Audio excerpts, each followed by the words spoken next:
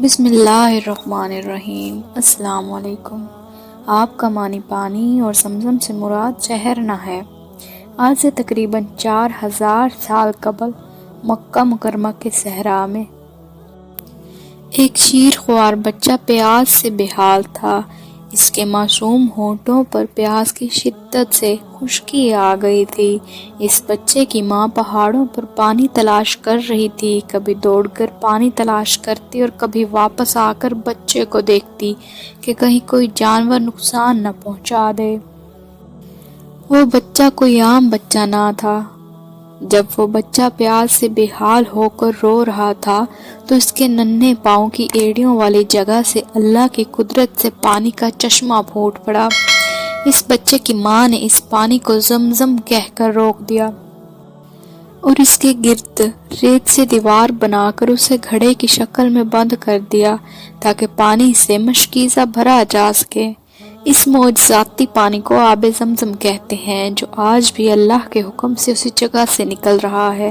وہ بچہ اللہ کے عظیم پیغمبر حضرت ابراہیم علیہ السلام کے فرزند حضرت اسماعیل علیہ السلام تھے۔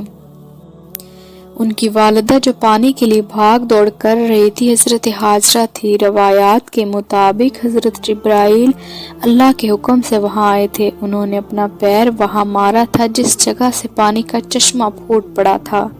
آب زمزم بابرکت پانی ہے جس میں برکت اور شفا ہے۔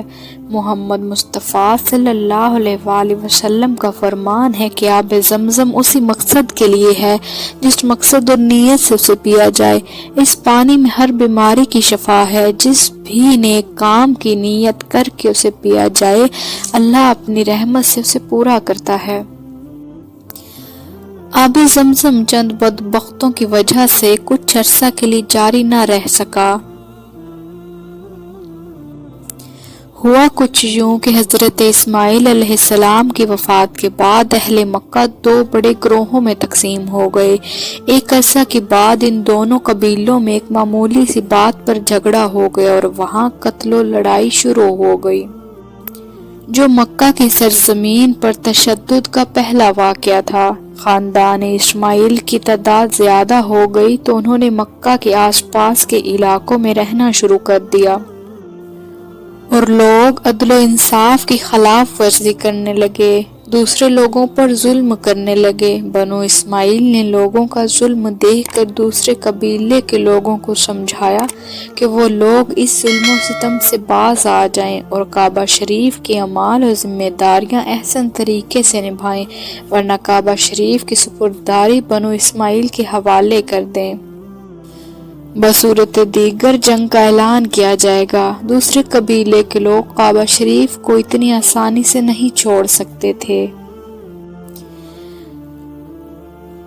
مگر جنگ میں ہارنے کے بعد صلح کا اعلان کیا اور معاہدہ کیا کہ وہ لوگ اپنا مال و اسباب اور اولاد کو لے کر مکہ سے چلے جائیں گے اور بیت اللہ شریف کی تمام ذمہ داریاں بنو اسماعیل پر ہوں گی۔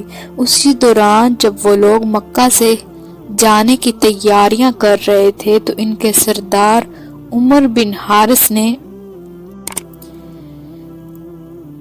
حجر اسود کو بیت اللہ سے نکال لیا اور چند مشہور اضلاع جو خانہ کعبہ میں رکھے ہوئے تھے نکال کر آب زمزم میں ڈال دیے اور اوپر سے مٹی ڈال کر زمین ہموار کر دی اور خود مکہ سے یمن منتقل ہو گیا۔ اس قبیلے کو اس ناپاک عمل پر ایک مہلک بیماری کے ذریعے ہلاک کر دیا گیا، اور جب اسماعیل کی آل اولاد مکہ مکرمہ لوٹ کر آئے تو انہیں زمزم کا چشمہ کہیں نہ ملا، بلکہ روایات میں ہے کہ ان کو زمزم شریف کی یاد تک نہ آئی، بلکہ ان کے دلوں سے زمزم شریف کی یاد مٹا دی گئی۔ اس طرح حضرت اسماعیل کی پیاس بجھانے والا چشمہ وقتی طور پر لوگوں کی نظروں سے اوجھل ہو گیا۔ اس واقعہ کے کئی سالوں بعد حضور صلی اللہ علیہ وآلہ وسلم کی ولادت پر معجزانہ طور پر پھر سے زمزم جاری ہوا۔ لوگ آج بھی اس پانی سے شفا حاصل کرتے اور اپنی پیاس بجھاتے ہیں۔